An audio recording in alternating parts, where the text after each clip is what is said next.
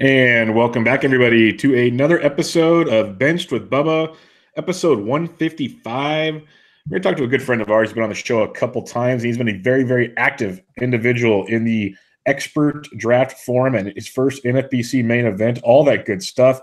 And you can find his work over on Baseball HQ. He's on Twitter at RyanBHQ. Ryan Bloomfield, how are we doing, my friend?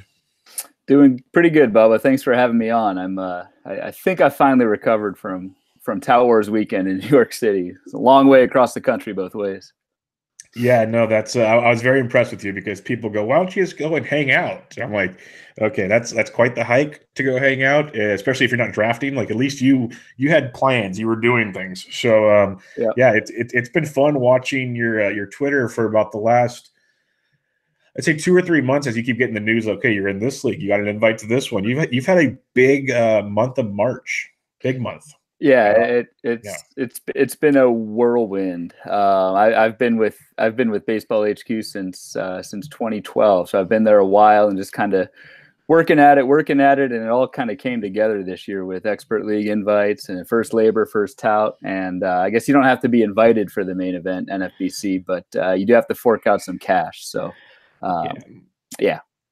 Yeah, you got to bring the coin with you for that one. And the LABR's the kind of draft I can do where you got to do it from your own confines. You didn't have to go all the way to Arizona, I don't believe. So right. that made it a little easier. But yeah, that's pretty cool.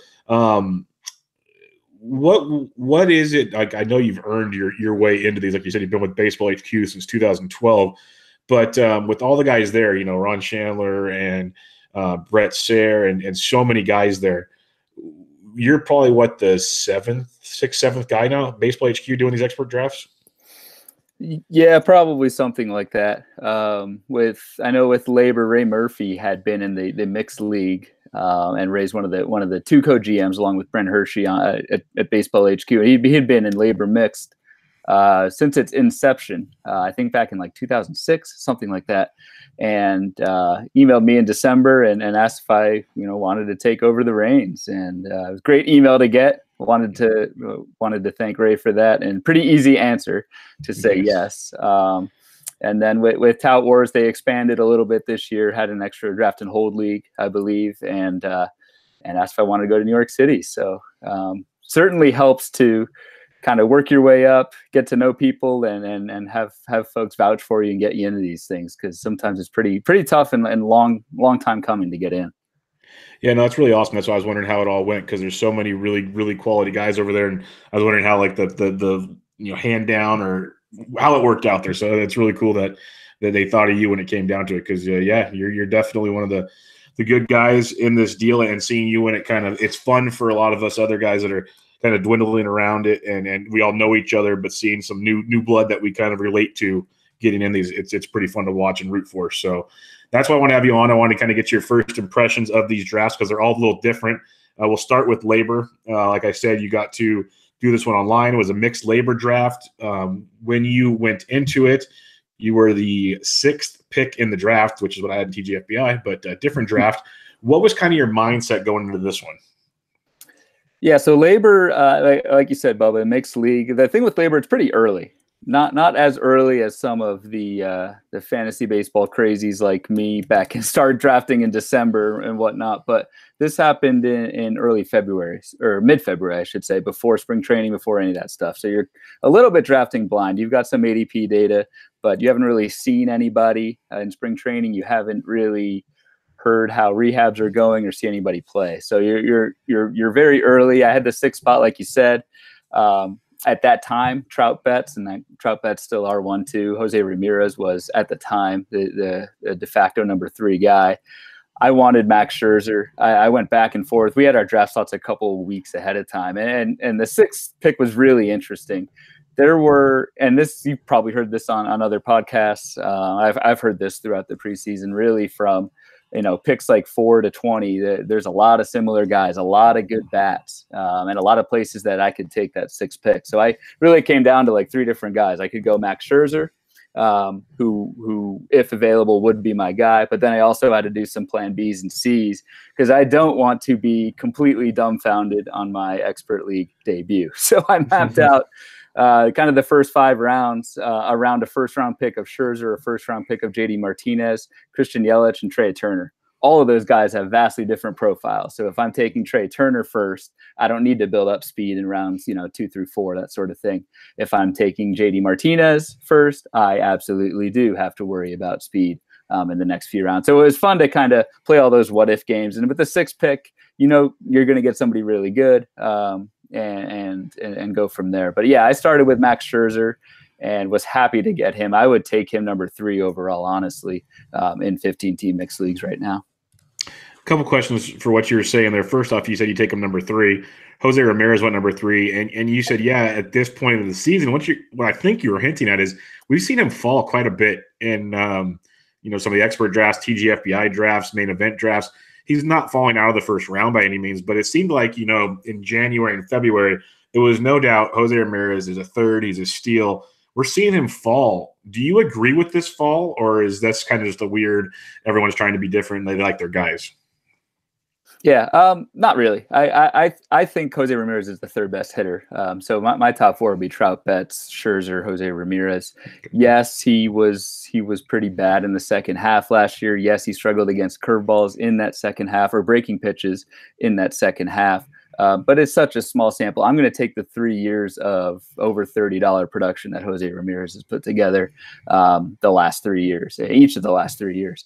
I'm not going to get too cute overreacting to a late season sample when really his numbers really weren't that bad. I've seen a couple things out there that if you prorate his last 2 months that were down, a pretty damn good year 162 game numbers. So I have no reservations taking Jose Ramirez as the 3rd hitter off the board. I think the fall, if you're grabbing him in the middle round, the first round, that's pretty good. Yeah, no doubt about it. I was just curious your thoughts there because I've seen it all over the place, but it also kind of coincides, like you said, all the different podcasts and articles you can read. Like that top 20, you can hear an argument for almost all of them, and it makes sense on how it all kind of goes together based on, like you said, you had your plan in place, your first 5-round plan. You got Scherzer, you went Blackmon, Carrasco, Kane, Puig in your top 5 picks. And I believe in your write-up that you had on this was one of the better write-ups I've seen on kind of draft strategy. That was what you were kind of aiming for in the top 5. Am I right? Yeah, pretty much. So what I did is I took the ADP kind of leading up to that draft and basically put that in a snake form, color code different, not different positions, but different category guys. So I just kind of took a look at, okay, 6th pick, coming back to me, the 25th pick, then the 36th pick. What are my options there in the 2nd, 3rd, 4th, 5th rounds? Because that will play a role in my earlier picks. So if I know, for example, that I really don't like the power hitters in rounds 3 and 4, I'm going to be more inclined to take a power bat first and take some of those other guys later in the 3rd and 4th round. So it wasn't just 6th pick, let me look at ADP and see which guy I like the best in a vacuum. It's let's take a look at the first 4 or 5 rounds, see where those pockets of categories are, and draft accordingly. And that worked out really well. I knew, for example, that I could grab Lorenzo Cain most likely in the 4th round to get some speed. I knew I had a chance at Carrasco at 36, and he's my number 5 pitcher, 4 or 5 pitcher off the board this season. So being able to kind of map out not just my first round, my second round, but the whole first handful of rounds as a system worked out really well because you can really your early picks depend on your late picks and build it that way. Yeah, no, and I like that a lot. It's kind of a strategy that makes sense, but not many people do. And if you just have that little extra time to do it, it allows you to kind of bob and weave where you have to, because as we will get into your later drafts, you have to do a lot more bobbing and weaving as more information has come out and the sharks start swimming a little harder. So it gets really, really interesting there. When you were going through this draft, I know, again, it was early, a lot of big names in here. What were some of the things that you noticed that were, say, maybe a lot different than your normal drafts where you're not just in a pool of experts? Yeah, so in this draft, there were a few guys who weren't as tuned into the early ADPs as some others. I'm a big NFBC player. I look at that data almost all the time, and to have different perspectives from different folks. For example, Joe Sheehan, who is probably my favorite baseball writer and subscribe to his newsletter, by the way. He was in the league. His return to fantasy, he did not look at ADP. No right or wrong to that, but you're just going to get different picks out of those types of players that don't slave to the ADP that early. So that kind of threw a wrench in things. There were some unexpected picks, but in general, LABR went, I think, pretty much as I kind of thought it would. You're always going to have some surprises, but this is a group where I've seen, obviously I'm new to the league, but I've seen a lot of these drafters in other drafts and had a feel for what they're going to do. Okay. What were some of the players, like I said, I'm not going to go through your whole roster, but what were a couple guys that maybe in the later rounds that you were very happy that fell to you? I kind of liked Matt Barnes at the time in the 21st round. I still have no idea what Boston's going to do with their closer role. If you would have told me a month ago in LABR that it basically be the same as it is now as it was then, I'd be surprised. He was my third closer, so I grabbed Wade Davis and Ken Giles in rounds 10 and 11. So I like that. Grabbed Delino DeShields in the 24th round. Basically a complete recency bias play. DeShields was like almost a top 100 pick at the end of draft season last year. Just had a terrible year, but the speed skill's still there. Obviously the plate skills are okay. He strikes out all the time. But in the 24th round, if he hits, if he even leads off in Texas, that could work out.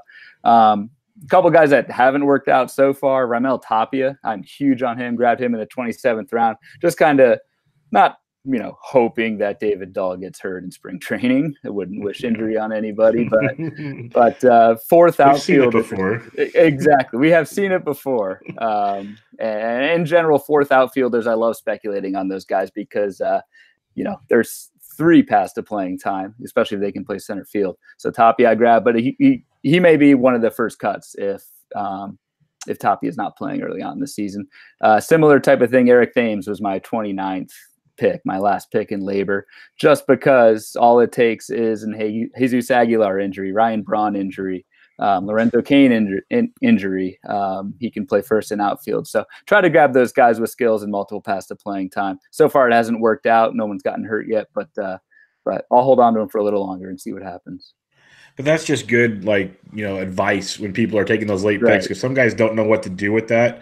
And it makes sense. Like, I got lucky. I'm looking here. Ryan McMahon went in round 20 to Joe Sheehan, a guy you were already talking about. And TGFBI got him around 28 because that just like that month different in draft time. Now that he might not have a job, Garrett Hampson's coming, so he drops, and now all of a sudden you might have another spot. But I took him there, and the same idea of like you with Tapia, if one thing breaks the right way, then here you go.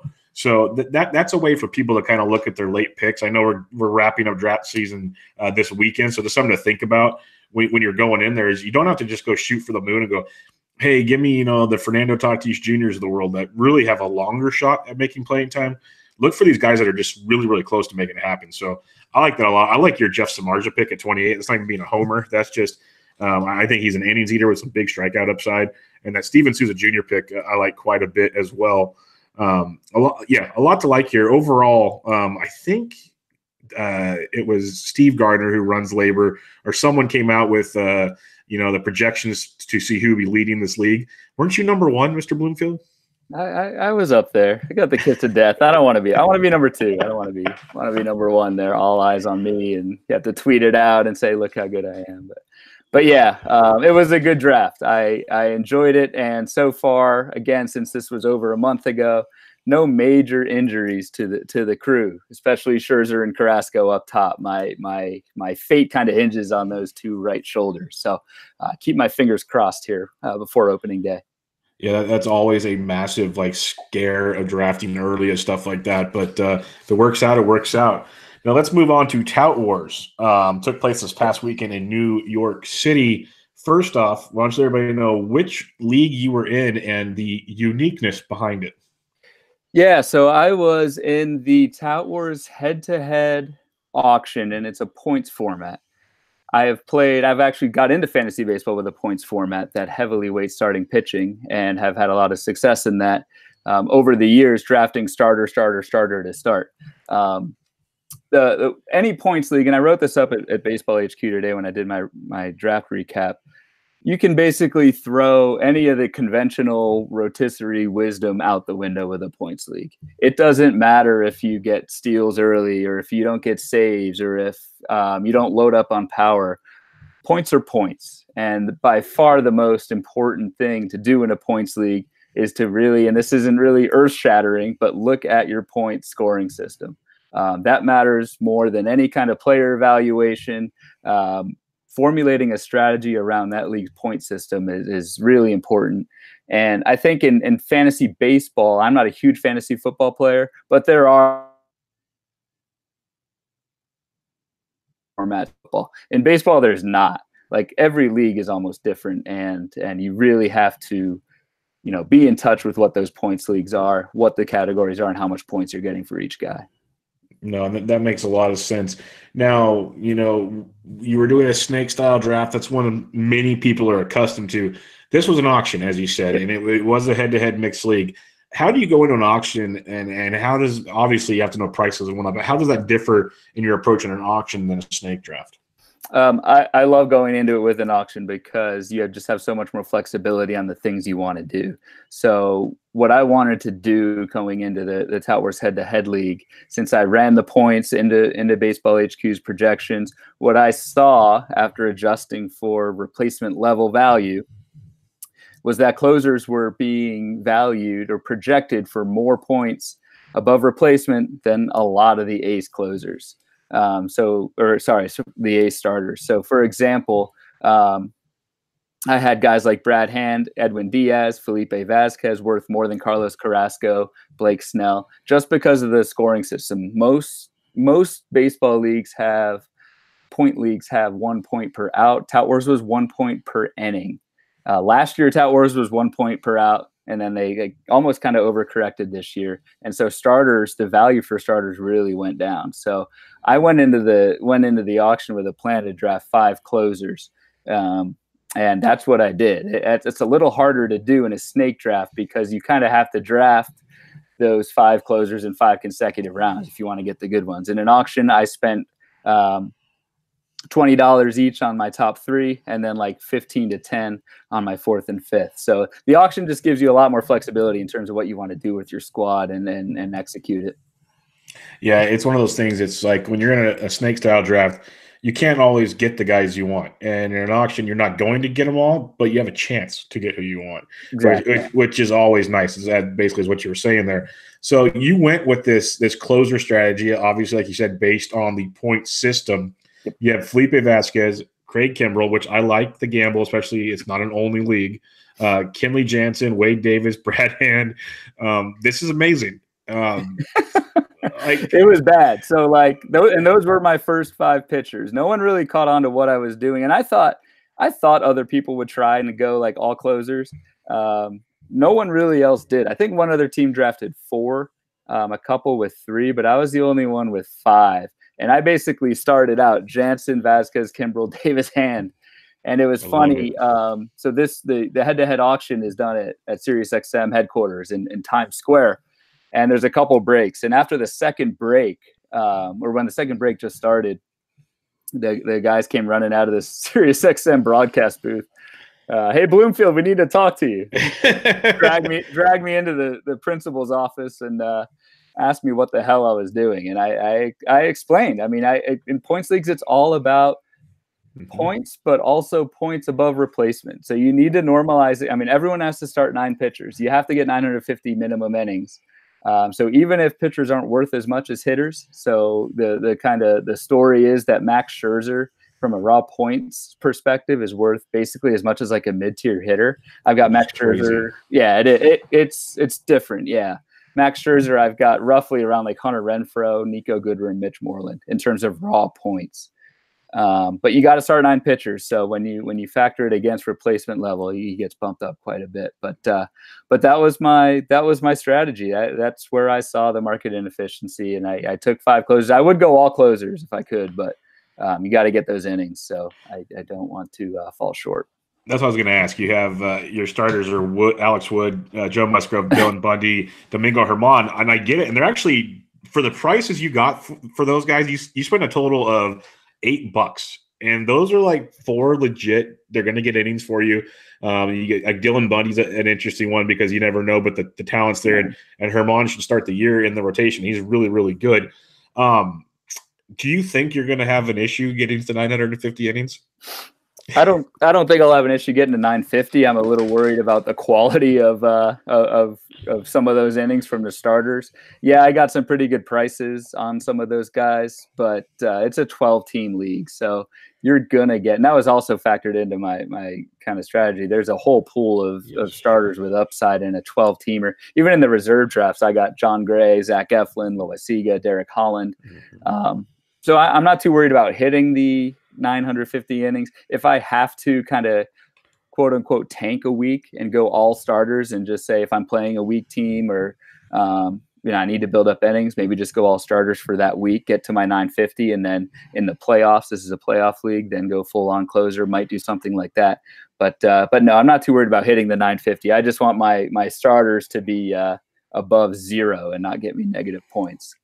And that's a good point. Being head-to-head and being the format where it's basically 3 points per week in theory, when it all comes down to it, you can totally adjust things based on matchups, based on opponents' talent pool, I guess, you're facing, and other things like that. So it makes it really interesting because you got some upper echelon closers. The last thing I want to ask you on this pitching, because it's really cool, and I can't wait to see how this plays out this year, because it's basically you took what the format gave you and you played to it. And that's part of fantasy. Like they always tell you, when you enter a draft, you better know the league format before you draft. Like there's so much to be said about that because each thing has a lot of leagues have little intricacies to them.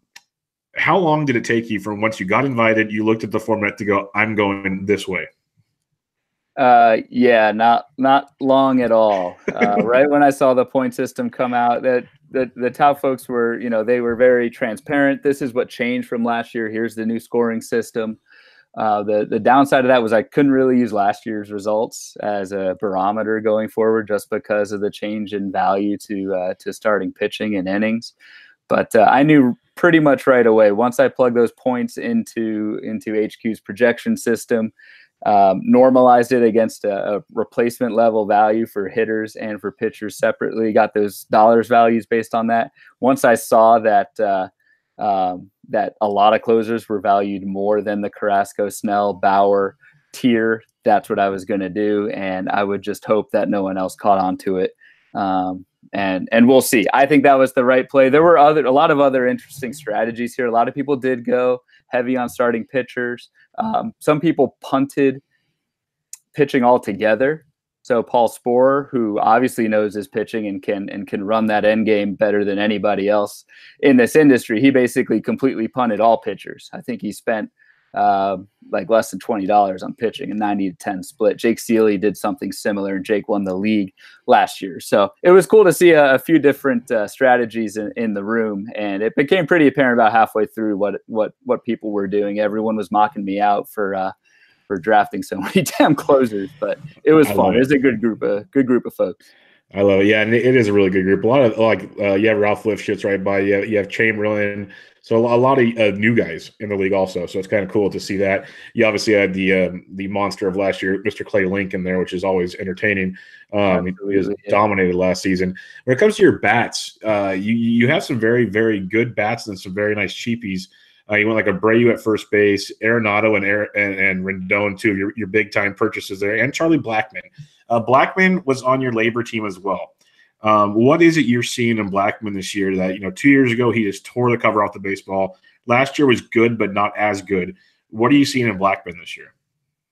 I think Blackmon's extremely undervalued. I think he's a back-end first-round pick, and he's not going until the mid to late second round. What I see in Blackmon, he's 33.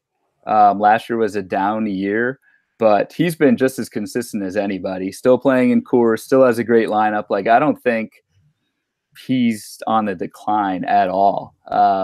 We've got at HQ, we've got him valued the last 4 years, $36, $36, $43 in 2017, and then all the way down to $30. If that's his low point, I'm all over Blackmon, and was stoked to get him in LABR, and obviously stoked to grab him in TOUT Wars. I like the 5-category production, and this was a theme in LABR as well. I don't want to grab those kind of rabbit guys, those Malik Smiths, who are just all steals. I want to kind of chip away at it with, a 10, 15, 20 stolen base guy, a few of those guys at a time. And Blackman fits that mold so well. So with a 5-category production, you can basically build anything anything that you want off of that foundation. So I'm all in on Blackman. I think he's a late first rounder this year. Looking at some of your value buys here, and then we'll go along. Dollar catchers, that's what you see a lot here. But yeah. Johnny VR for $6, I think, is ridiculous. Jose Peraza for $5. Anderson Simmons for $7. He even will give you a few steals. You got Adam Eaton for $1. You locked up a ton of steals super cheap. Were you rather surprised it came that cheap? Not really. The steals, so you get 2 points for a steal and you lose a point for a caught stealing. So you kind of get 1 for a net.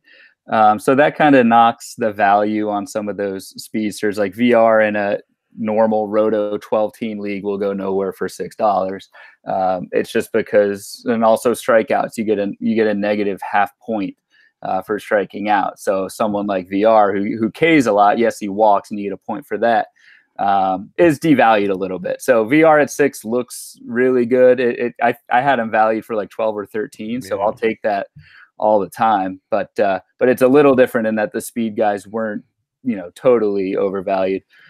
Andrelton Simmons was a guy I love in a points format because dude seriously never strikes out. So you're not going to get those negative days, and he's going to put the ball in play. So really liked a lot of those buys. And again, in a 12-team, like your replacement level hitters are going to be pretty good. So I wanted to do a stars and scrubs type approach. Really, the entire room did that as well. So I did have to kind of overpay for Nolan Arenado at 37. I had him at like 35, but I grabbed 3 $30 players, and I would do that again in a 12-teamer all day.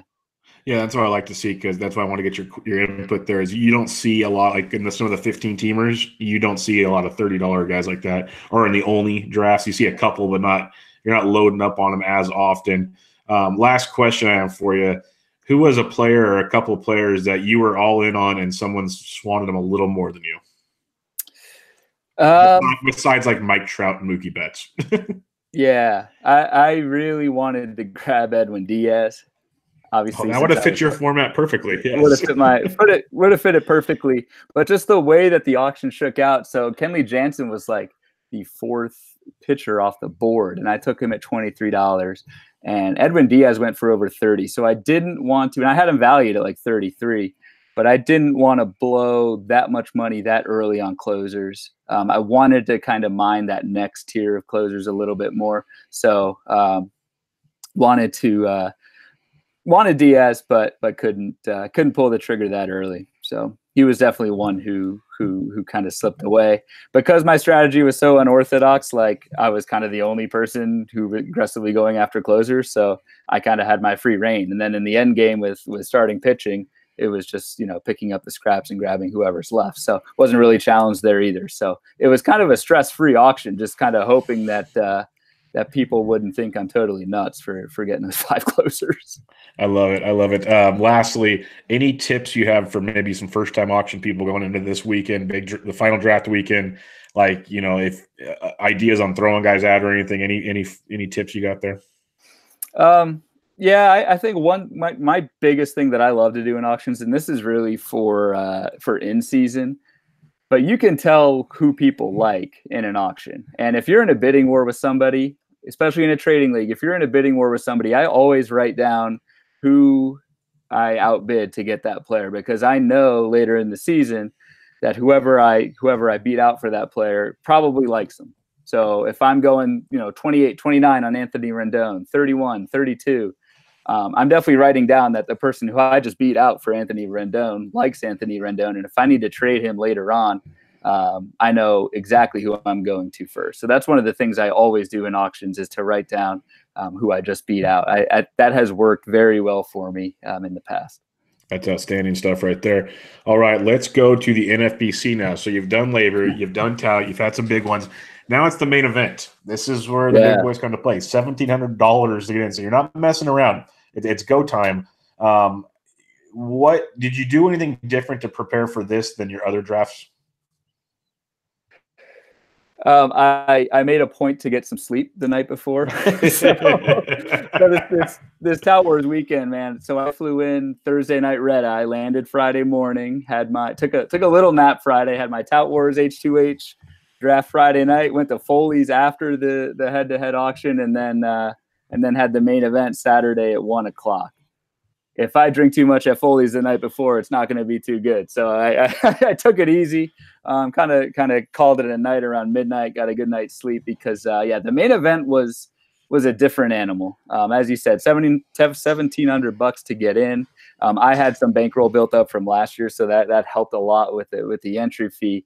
But it was a lot different atmosphere than TOUT Wars. TOUT Wars, the auction was almost more of like a home league, just because this is a very tight-knit industry. I knew a lot of the people I was competing against, either from online or in First Pitch Arizona. It was very, very friendly, very cordial. Jeff Erickson was making puns after every single. Not Jeff. No. very, very Jeff Erickson level puns as well after every player. So it was just very kind of, almost like a home league. And then you step into the main event, and that thing is all business. A lot of money on the line. I didn't really know too many people in the room. So there were 3 drafts going on at the same time in this kind of giant ballroom. We were in the middle draft. The only guys I really knew in my league was Matt Modica, who's a fantastic player. He was staring at me from across the table. And so that was those fun. eyes, you must have been terrified. Yeah, exactly. And then there's just these high stakes names you hear of that, Hall of Famers and that sort of thing, and you're just intimidated. So it was definitely a much different atmosphere, very serious. And with it, I'd never done a straight draft live before. The only drafts I've done have been auctions live. And it's a little nerve-wracking. So you basically just go around this table, and all 15 people are staring at you, ready to make a pick. And yeah, it was intense.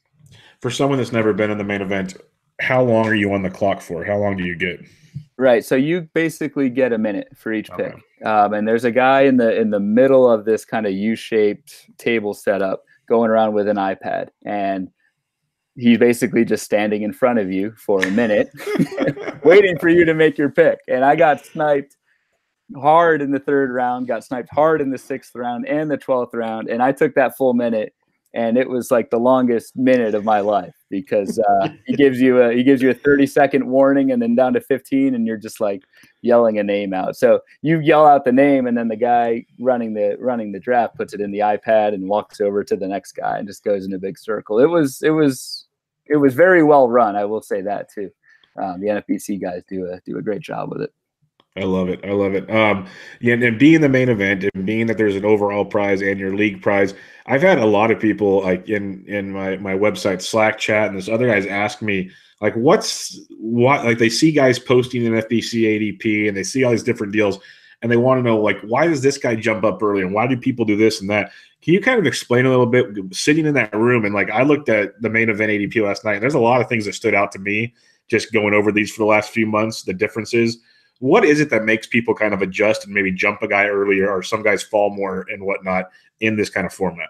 Yeah, that was by far the biggest thing I learned. I had heard just from talking to folks that have been in the main event to, throw ADP out the window. Everybody says that. It's almost kind of a cliche at this point, but people really do pick whoever the hell they want, whenever the hell they want.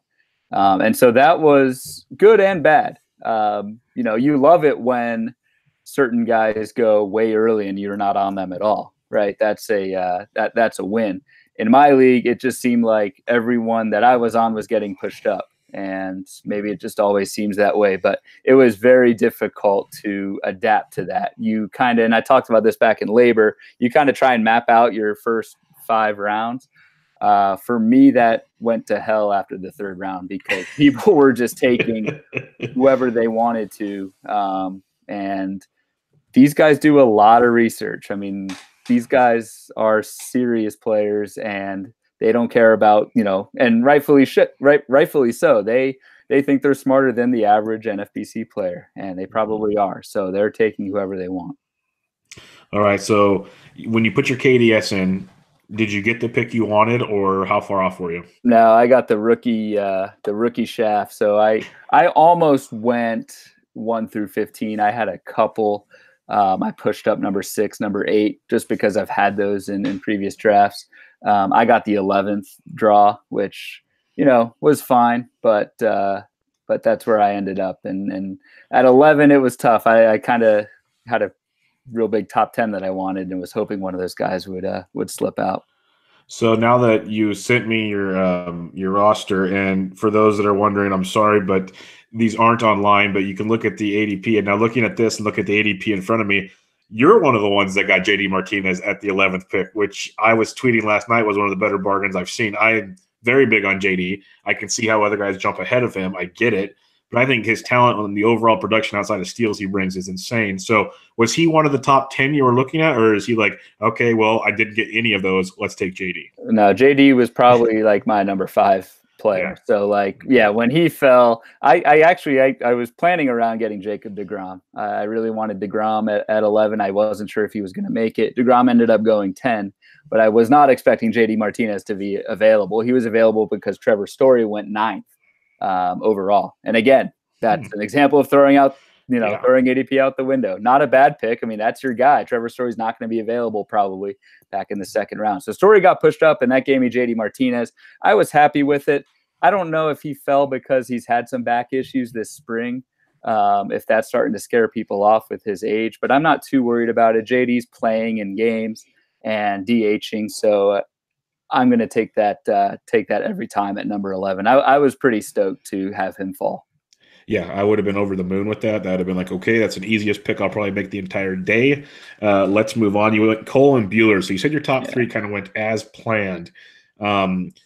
When did things start going south, and then how close to your overall, like your end game? You see your roster you have, which is very solid.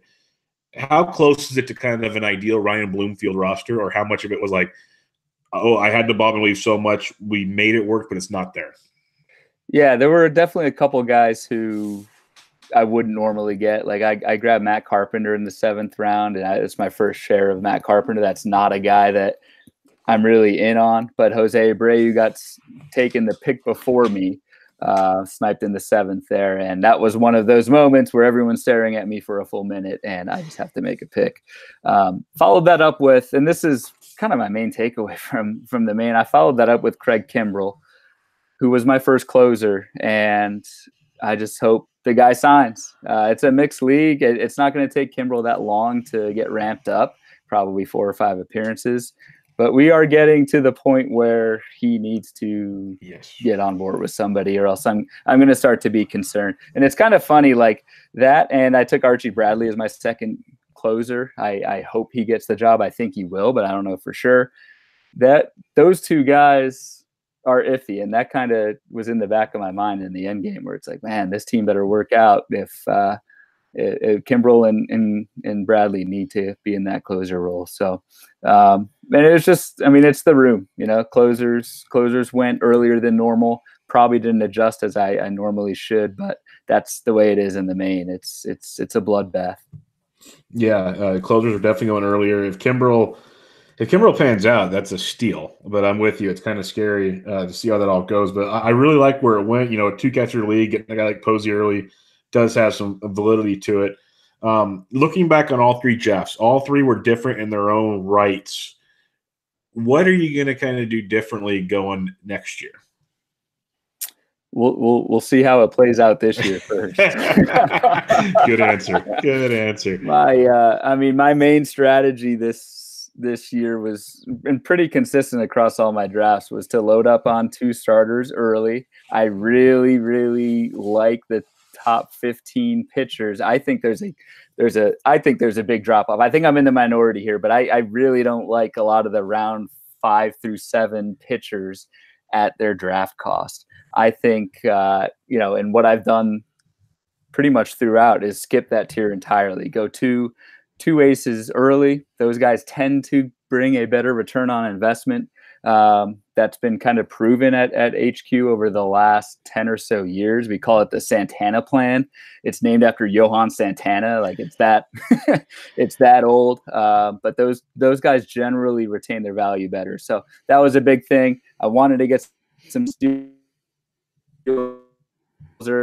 and I got Kane to fourth. And then I just noticed in this year's player pool, there's a lot of power in the middle rounds. It might come with a little bit of runs and RBI risk or some batting average, but that's when I really wanted to focus my efforts and get guys who could give some pop in the middle rounds. So that was my general MO pretty much throughout my 3 drafts this preseason. All right. If you have to rank these 3 drafts from favorite to least favorite, what like team-wise, not draft experience, but team-wise, who's your favorite, second favorite, and least favorite? Yeah, it's kind of – I think LABR's my favorite team just because I loved my draft when I finished. A lot of people do. But, again, nobody's gotten hurt in that month since then. So I really like where I'm at with LABR. Probably then TOUT and then Main. Which is kind of interesting because when I ran the numbers on my main event team versus LABR, my main event team projects out better according to Baseball HQ's projections. But getting sniped a few times in the early rounds and that closer uncertainty that I talked about, it's kind of weird. Just psychologically, like I don't have as good of a feeling on that team as I do in LABR. Can't really explain why. But sometimes it just works out that way. Sometimes the drafts you don't like or the picks that you think were just desperation picks that you took down to the last 10 seconds, sometimes those guys work out better than the no-brainers that happened earlier in the draft. For sure. We'll kind of pivot off of these 3 main drafts. I know you've been doing some more drafting most likely. You know, you always hear guys say it, and there's articles all over the place, your guys and then guys you don't have or guys you wanted to have, so on and so forth. Let's give me 3 of your guys that you're going to have a lot of exposure to on your teams this year. I think I've taken Brian Dozier in every single draft I've been in, honestly. ADP's at like 138 throughout draft season, and I just think last year was an injury-fueled disaster.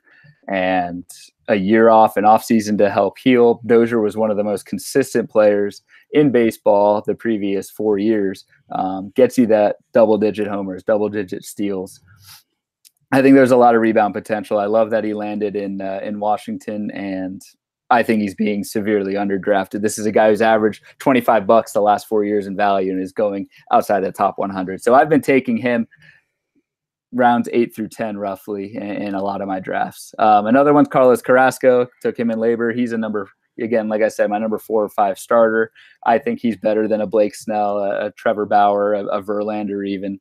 I think Carrasco is legit. And then probably a third guy, not sexy at all, but he's cheap. He plays everywhere. That's Asdrubal Cabrera.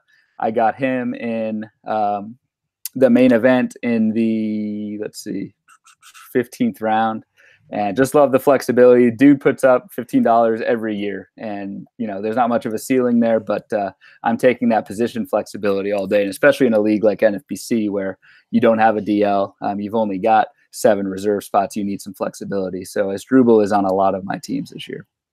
Yeah, I love Asdrubal. When he got traded, I wrote an article on just you look at his consistency year after year after year.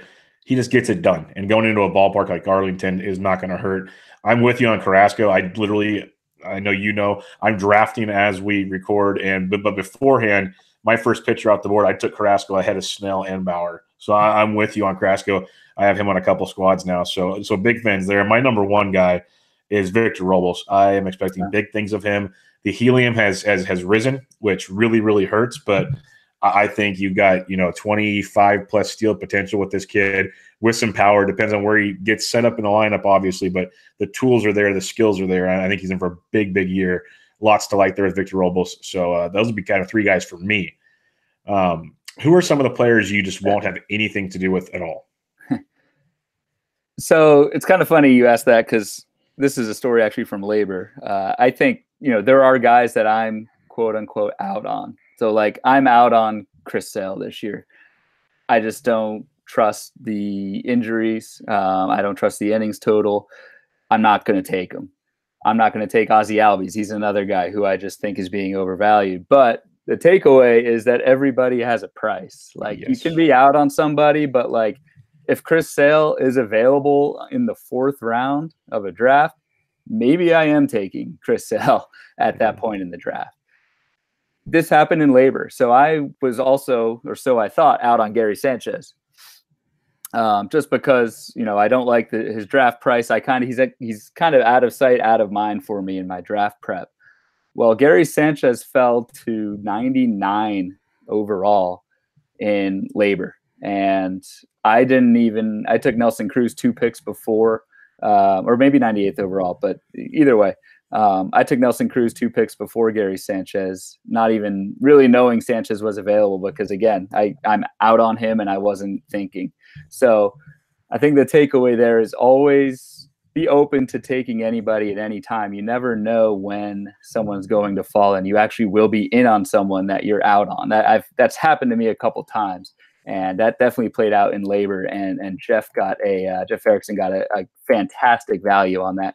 Gary Sanchez has a 51 ADP in the main event, and Jeff got him for double that at LABR. I remember Jeff talking about that on one of their podcasts, that he's not a Gary Sanchez guy either. But the fact, you know, when it falls, it falls. And I'm with you. Like I've said that many times doing the positional previews and other things, is like Javi Baez is the guy I will have nothing to do with. Right. That's the price tag. Like I respect the skills, and like I always have to preface it. It's nothing against Javi Baez. I think he's really good, and his numbers will be okay. But where he's going in drafts, I think it's just lunacy, because there's going to be some regression. There has to be, unless I call him a unicorn, unless he's the next Vlad Guerrero Sr., where he can swing at anything and make it work. Then so be it. But I won't be there to watch him. So. Like Javi Baez is the guy. I agree with Chris Sale. I'm really concerned about those. Clayton Kershaw is another one. He is starting to fall, though. So it comes back to that story. It's like, you know, I think he's going around like, was it 74, 75 in the main event? You at least have to consider that at that point in time. Because like 150 Clayton Kershaw innings is better than a lot of other 150 pitch innings in that realm of 74. So it's tough. I still don't want anything to do with Kershaw, but it's interesting. Yeah, and that's the thing. Like you can say you're out on somebody, but it's all against the market. The market is everything. And if Javi Baez, I'm also out on Baez in the 1st round. Like I don't think he's up there at all. But if the rest of my league is out on him and it's coming back in the 3rd round and he's still there and the aces are gone, like maybe I'm taking a shot. So I think, just keep an open mind. Guys you're out on, at least keep tabs on them. See if they fall, because you can grab some value that way. I like this last one, the names you have down here. Who are some of the players you are bummed you have none of yet? Because how many drafts have you done so far? I have done 7. So okay, these are 2 guys you have none of. Tell them who they are. So they're both 3rd basemen. They're both, I think, top 5 first baseman. I think Anthony Rendon is one of them. I think he's the number 2 third baseman. I think he's that good. I just don't have any shares of him. A lot of that is because I've had just the way straight drafts work out. I've had a lot of middle and early round picks, which is fine. I'm not going to complain, but where Rendon's going is kind of late 3rd, early 4th. So it just hasn't really happened in the snake where he's been available. I got sniped on him in the main event. So I had that 11th pick, that 41st pick in the 3rd round. And Rendon went 40th. I was going to grab him, but that would have been my only share. The other guy who, again, I think is almost just as good as Anthony Rendon is Justin Turner. Very similar skill set. Dude just cannot catch a break with injuries. Last year was a fluke injury. He got hit in the hand by, I think it was Kendall Graveman in spring training, and not only missed the first few months of the season, but wasn't himself when he came back. But the last couple months, Justin Turner was Justin Turner again. I'm not giving up on him. Those skills are rock solid. He's got some of the best power batting average tools in the game. So I would say I'm grabbing him everywhere, but I don't know. In the 8th round, I have not grabbed him yet, and I will feel sorry for that, because this might be the year of Justin Turner. I was literally having that discussion with someone about an hour ago. I said, are we finally buying in that Justin Turner's healthy? Because I'm with you 100%. If he stays healthy, he is top 5 third baseman, if not higher. Like, he's legit that good. It's so hard to, put that pick out there when at that point in the draft, you've already made, 7, 8 picks or something, and you're trying to kind of fill out certain spots, and you're trying to make those decisions and maybe jump ADP like you were talking about, is do I gamble on him right now? Now in a main event, an overall prize, that's the kind of guy that could, be the gold. So exactly. I'm with you. He's definitely one that I have no shares of, and in years past I've not wanted to, but he definitely has my attention more this year. There's guys like, as his price has kind of fallen a little bit now, I'm starting to get the itch to go on the Adalberto Mondesi train, and I was so against it, but it's like starting to get there where I'm starting to get sad that I don't have him. Other than that, it's just yeah, that's pretty much what it is. It's like, last year if you didn't have Ronald Acuna, you were bummed out. Now it's this, and the other guy is Eloy Jimenez. I'm starting to really think I need to get a piece of that action. Yeah, because his hit tool, his raw power, and he's going to be up very soon. So you're going to watch MLB Network, and you're going to see him break away to the White Sox game and go, I wish I had a piece of what's about to happen on this next pitch. Exactly.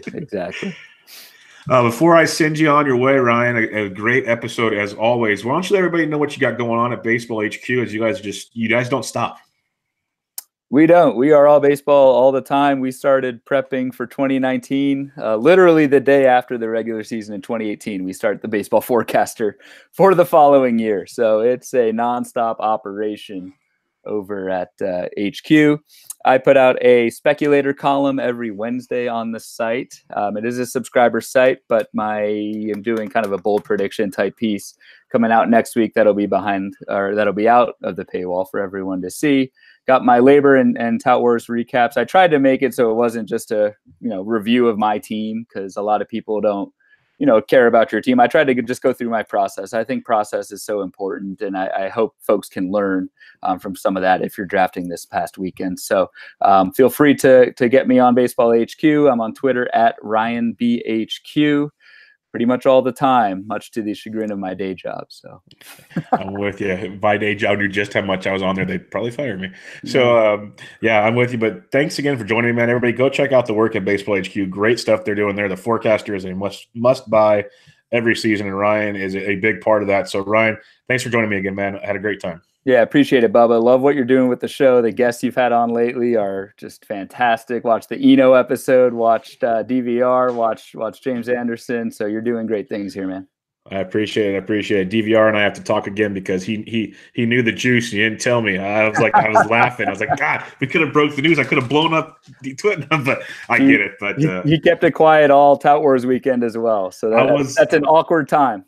I was wondering how quiet that was, because that's a tough one to sit there and hide when he obviously knows what's going on and you can't really talk about it. So that's pretty interesting. But Mr. Bloomfield, always a pleasure. Thanks for joining me, and we will definitely do this again sometime. Sounds good, man. Everybody, this is Bench with Bubba, episode 155, recapping a ton of expert drafts with the first-time expert drafter, Ryan Bloomfield of Baseball HQ. Catch you guys later.